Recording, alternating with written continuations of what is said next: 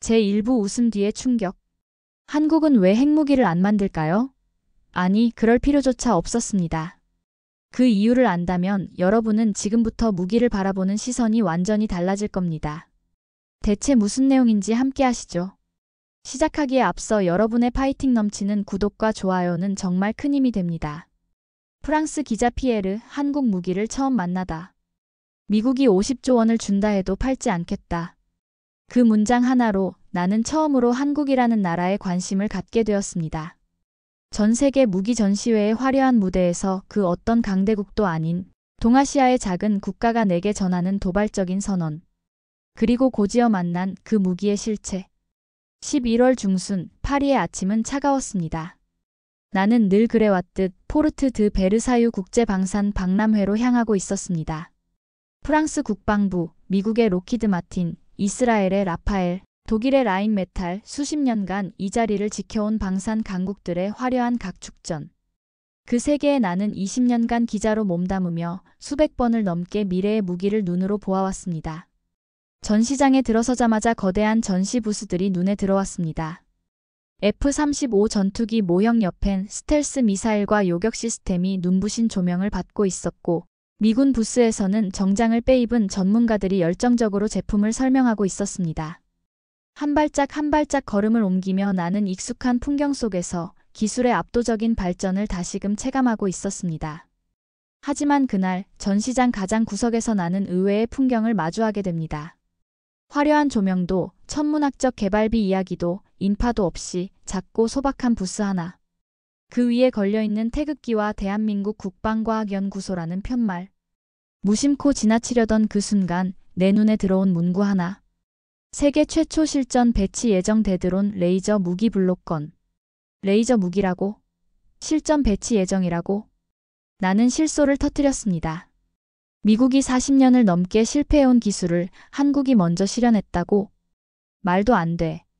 내 표정은 분명 그렇게 말하고 있었고 주변의 유럽 관계자들도 고개를 절레절레 흔들고 있었습니다. 한국이 뭘 할 수 있겠어요?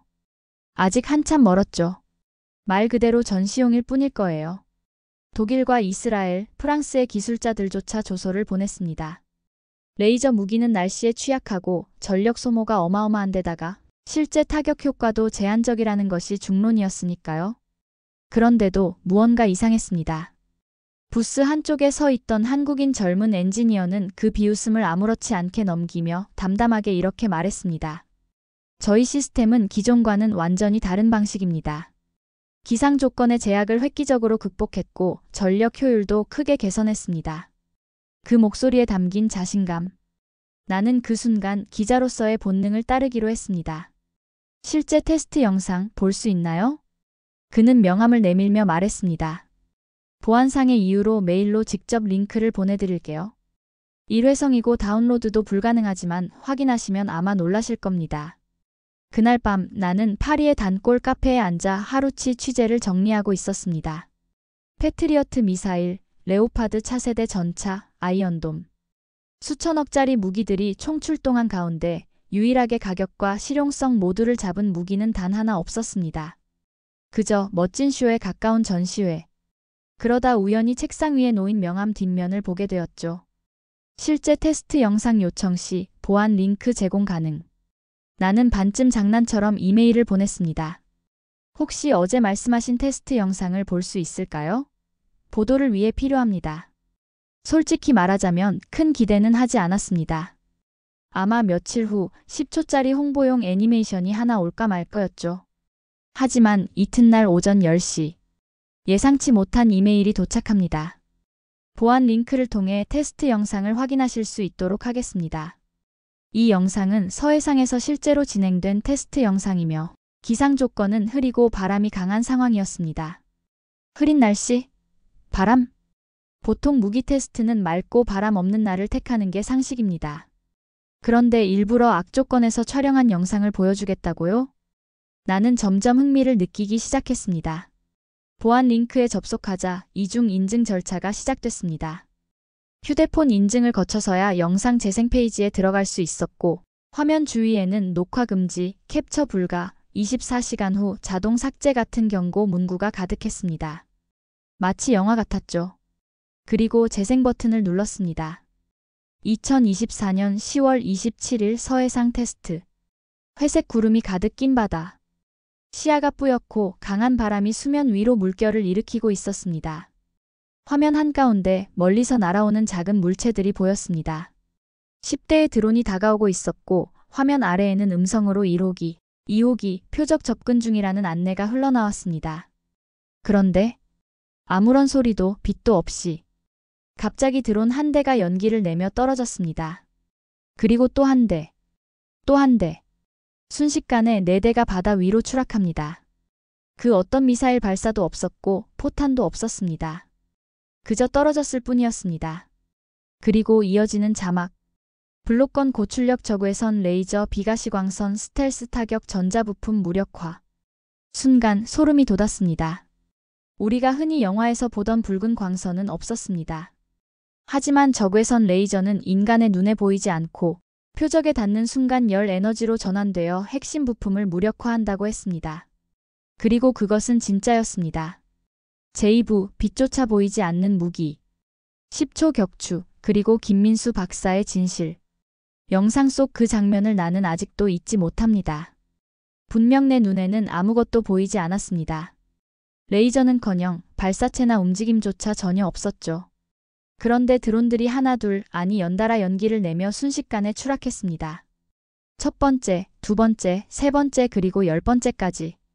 총 30초도 채 걸리지 않았습니다.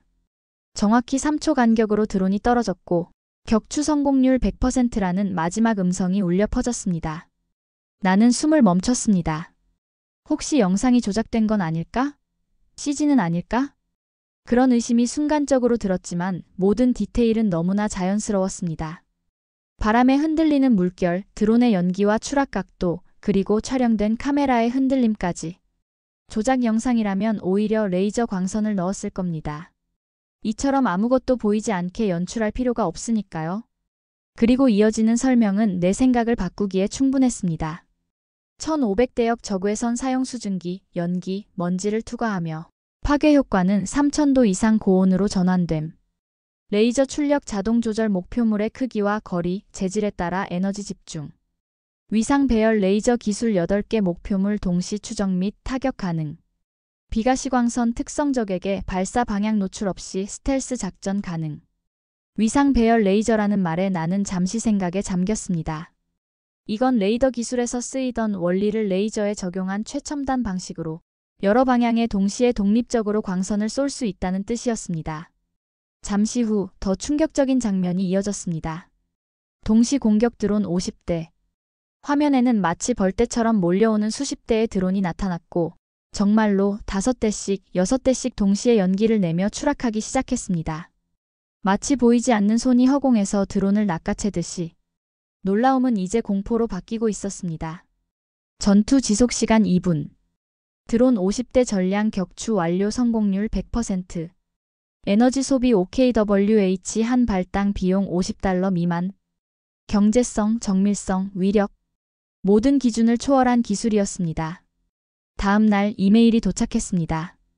보낸 사람은 김민수 연구원. 기사 작성을 위해 필요한 추가 정보가 있으시다면 파리 현지에서 직접 만나 설명드릴 수 있습니다. 나는 곧장 답장을 보냈습니다. 내일 오전 11시 카페 드라 펫에서 뵙겠습니다. 다음 날 아침. 검은 정장과 붉은 넥타이를 맨 동양 남성이 카페 한쪽에 앉아 있었습니다. 김민수 박사님, 피에르 기자님 반갑습니다. 그의 목소리는 조용했지만 단단했습니다. 영상 정말 인상 깊었습니다. 하지만 한 가지 묻고 싶습니다. 한국은 어떻게 미국이나 독일도 실패한 기술을 먼저 성공시킬 수 있었죠? 그는 한 모금 커피를 마시고 이렇게 말했습니다. 우린 처음부터 완벽한 만능 무기를 만들려 하지 않았습니다. 단 하나의 목적 드론 방어. 그에 집중했죠. 그 순간 나는 어제 유럽 전문가들이 했던 말이 떠올랐습니다. 사라. 미국은 너무 완벽한 걸 만들려다 실패하고 있어요. 한국은 현실적인 목적 하나에 집중했기 때문에 가능했죠. 르클레르크. 모든 날씨, 모든 목표에 대응하려는 건 이상적이지만 비현실적입니다. 한국은 지금 필요한 것부터 만든 거예요. 하지만 내가 질문했습니다. 그게 드론뿐 아니라 미사일이나 헬리콥터까지도 대응 가능하다고요?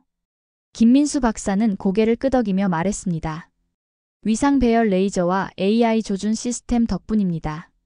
출력이 자동 조절되기 때문에 드론엔 12.5kW, 미사일엔 50kW, 헬리콥터 같은 중형 목표에는 100kW 전체 출력을 집중합니다. 나는 놀라움을 감출 수 없었습니다. 그럼 어떤 목표물까지 요격이 가능한가요? 그는 조용히 리스트를 읊었습니다.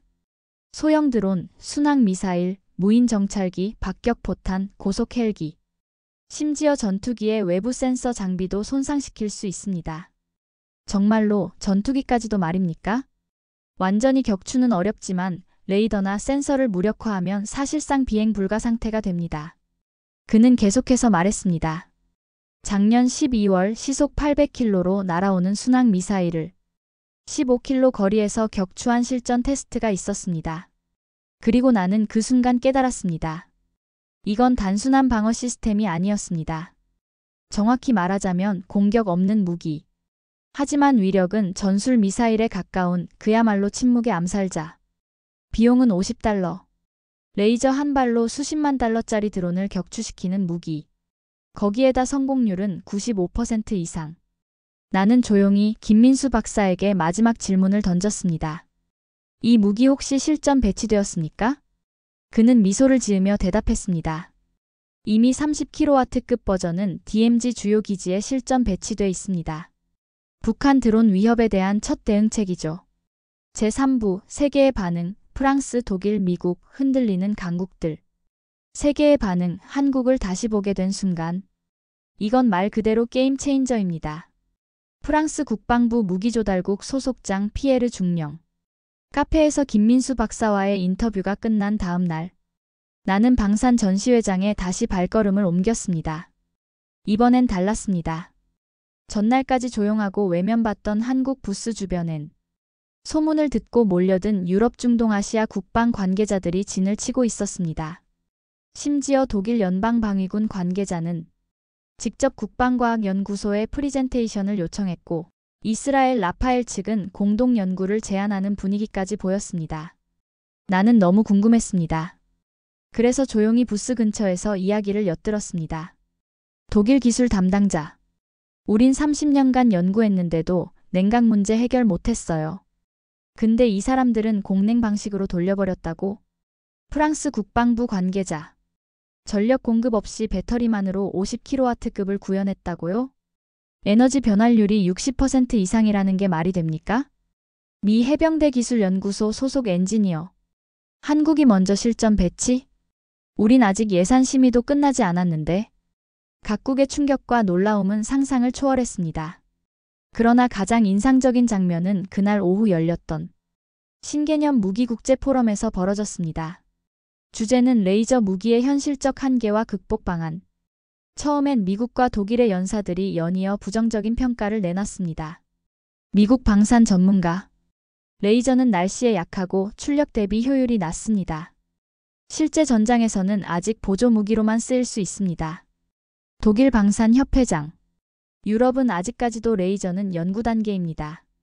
비용은 낮지만 효과는 미지수입니다. 그리고 무대에 선 마지막 발표자, 김민수 박사. 그는 조용히 단 한 줄로 포문을 열었습니다. 한국은 2024년 10월 기준 실전에서 50대 드론을 2분 만에 제거했습니다. 그 순간 회의장은 술렁이기 시작했습니다. 김 박사는 이어서 실제 실험 영상을 재생했고 그 영상이 끝나자 모든 연사들이 한동안 말을 잃었습니다. 그제야 미국 연사가 천천히 손을 들었습니다. 혹시 이 기술 미국과 협업 의향이 있습니까? 그때 김민수 박사의 대답은 이랬습니다. 우리는 언제든지 동맹국과 기술 협력할 준비가 돼 있습니다. 하지만 대한민국 국민의 안전과 주권이 최우선입니다. 그 말이 끝나자 회의장 뒤편에서 프랑스 기자들이 속삭였습니다. 진심으로 무서운 나라는 핵무기 가진 나라가 아니라 필요한 기술만 정확히 개발하는 나라야. 기자 B. 이제 미국 따라가던 시대는 끝났어. 한국은 이제 기준을 만드는 나라야. 그날 저녁 전시회 마감 후 기자 전용 라운지에서 나는 나토 소속 무기평가관과 짧은 인터뷰를 했습니다. 어떻게 보셨습니까? 한국 무기. 그는 웃으며 이렇게 말했습니다. 핵보다 무섭죠. 이유는 간단합니다. 핵은 한 번도 쏜 적이 없어요. 하지만 블록건은 실제로 드론을 떨어뜨렸으니까요. 나는 말문이 막혔습니다. 그럼 나토는 이 기술을 어떻게 평가합니까? 이미 관련 기술 분석에 착수했습니다. 유사시 동유럽 배치 가능성도 검토 중입니다. 그 정도로 중요한 기술인가요?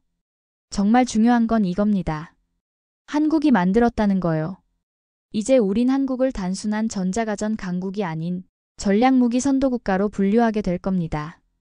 그날 밤 나는 혼자 호텔 방에서 창밖을 바라보았습니다. 에펠탑은 여전히 아름답고 웅장했지만 내 머릿속은 전혀 다른 나라, 전혀 다른 기술로 가득 차 있었습니다. 한국. 나의 고정관념을 무너뜨린 나라. 조용히 그러나 분명히 세계의 판을 바꾸고 있는 나라. 제4부 조용한 전쟁. 실전 배치, 기술 유출, 그리고 미래 전장. 우리는 드론이 떨어지는 걸 봤습니다. 하지만 누구도 레이저가 발사되는 장면은 보지 못했습니다. 이것이 조용한 전쟁의 시작입니다. 나토 군사전략국 보고서 2024년 12월 한국의 휴전선 인근 DMZ 남단에 위치한 군사기지에서 한 가지 극비시설이 조용히 설치됐습니다. 이름도 생소한 장비. 그러나 설명에는 이렇게 적혀 있었습니다. 블록건 30kW 적외선 위상 배열 고출력 레이저 시스템. 작전명 백야 임무 북한 무인기 조기 무력화. 군사기밀이었지만 일부 군 관계자들 사이에선 이미 소문이 퍼지고 있었습니다. 야, 진짜 북한 드론 2대를 한꺼번에 떨어뜨렸대. 그것도 폭탄 달고 넘어온 놈들을 500m 상공에서. 기존에는 대공포나 K-30 바이퍼 같은 재래식 무기를 사용해야 했습니다. 하지만 드론은 워낙 작고 빠르며 무더기로 날아오기 때문에 실시간 대응이 불가능했습니다. 그때 등장한 블록건은 모든 걸 바꿨습니다. 탄약을 쓸 필요도 없고 한 발 쏘는데 드는 비용은 $50 미만. 심지어 발사음도 연기조차 없습니다. 적은 레이저가 어디서 쏘였는지도 모릅니다. 그저 하늘을 날던 드론이 순식간에 작동을 멈추고 떨어질 뿐이죠. 그러나 위기는 내부가 아닌 외부에서 찾아왔습니다. 2025년 1월 한국의 방위산업체 A사 소속 연구원 2명이 태국 방콕에서 미등록 USB를 소지한 채 체포됐습니다. 그 안에는 레이저 타격 알고리즘 일부가 담긴 암호화 코드가 들어있었고 그들의 목적지는 중국 광둥성의 한 연구소였습니다. 대한민국 국가정보원은 즉시 수사에 착수했고 이후 밝혀진 사실은 충격적이었습니다. 이들은 외국 방산업체의 협력업체로 위장한 기술 중개상과 최소 6개월 이상 접촉했으며 블록건의 핵심 알고리즘 일부를 탈취한 정황이 포착된 것입니다. 전 국민이 충격에 빠졌습니다. 뉴스에서는 기술 유출, 이적행위, 국가안보 위기라는 단어가 연일 헤드라인을 장식했습니다. 그리고 마침내 청와대 브리핑룸에서 대통령실 대변인의 단호한 목소리가 울려 퍼졌습니다. 우리는 기술을 지키기 위해 전쟁터보다 더 치열한 전투를 치르고 있습니다. 블록건은 단지 무기가 아닙니다. 그것은 대한민국의 철학이며 평화 수호의 상징입니다. 그로부터 한 달 뒤 나는 서울을 방문했습니다. 정확히는 국방과학연구소 D사지구 민간인 출입이 통제된 그곳. 김민수 박사와 다시 만난 자리였습니다. 기술 유출 시도 많이 충격받으셨죠? 그는 잠시 조용히 있다가 천천히 말을 이었습니다. 하지만 이건 예견된 일이었습니다. 진짜 문제는 기술이 아니라 철학이죠. 철학이요? 우린 이 무기를 공격용으로 쓰지 않기로 결정했습니다. 요격 대상은 반드시 한국 영공 침범 확인 이후. 미사일도 항공기도 먼저 선제 대응은 하지 않습니다. 나는 놀라며 물었습니다. 그럼 만약 공격받을 위기라도 선제 타격은? 그는 고개를 저었습니다. 레이저 무기의 진짜 가치는 보여주는 데 있습니다. 쏘지 않고도 억제하는 힘. 그것이 핵보다 강한 무기라고 생각합니다. 2025년 5월 이스라엘, 인도, 호주, 핀란드가 동시에 블록건 도입을 검토 중이라는 보도가 나왔습니다. 특히 우크라이나 전선에서는 드론 공격이 워낙 치열해 나토 일부 국가들은 실전 테스트 협력을 요청하고 있었죠. 그러자 다시금 전 세계의 이목이 한국으로 집중됐습니다. 대한민국이 세계 군사 균형의 중심이 될 것인가? 블록권은 나토 공동 방어 전략의 열쇠가 될 수 있는가? 중국과 러시아는 과연 어떻게 대응할 것인가? 마지막으로 나는 김민수 박사에게 마지막 질문을 했습니다. 당신에게 이 무기는 어떤 존재입니까? 그는 아주 오랜 침묵 끝에 말했습니다. 저에겐 기도입니다. 무기를 만들면서도 쓰지 않기를 바라는 기도.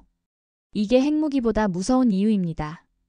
핵은 보여주기 위해 존재하지만 레이저는 보이지 않는 것으로 평화를 지키기 때문입니다. 그리고 나는 그 말을 들은 뒤 조용히 한국을 떠났습니다. 에펠탑이 다시 눈앞에 펼쳐졌지만 내 마음속에서 빛나는 것은 레이저가 아닌 한국이었습니다. 그 조용한 힘, 소리 없이 날아가는 불빛 하나가 세계의 무게중심을 바꾸고 있었습니다. 에필로그. 이 이야기는 실제 프랑스 군사기자의 취재 기반과 대한민국 국방과학연구소의 기술 발표 내용을 바탕으로 재구성한 서사입니다. 한국은 핵무기를 갖지 않았습니다. 그러나 한국은 선택을 했습니다.